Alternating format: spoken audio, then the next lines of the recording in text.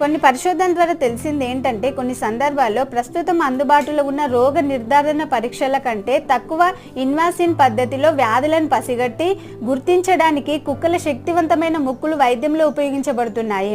కుక్కల క్యాన్సర్ను ఖచ్చితంగా గుర్తించగలవు, మూర్ఛలను అంచనా వేయగలదు మరియు రక్తంలోని చక్కెర, క్షయ, మలేరియాను గుర్తించడానికి ఉపయోగించబడుతున్నాయి.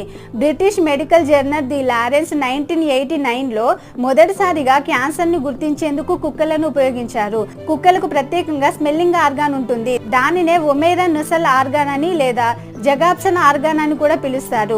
కుక్కల నోటి పైకప్పు పైన ఉన్న ఒక ప్రత్యేక అవయవం ఇది. దీన్ని ఫెరోమెన్ అంటారు. దీని ద్వారా జంతువులు ఒకే జాతికి చెందిన వాటితో కమ్యూనికేట్ చేయడానికి, కుక్కలు వాటి భయం, బాధను తెలియజేయడానికి, తల్లి మరియు పిల్లల మధ్య బంధాన్ని పెంచడానికి ఫెరోమోన్లు ఉపయోగపడతాయి.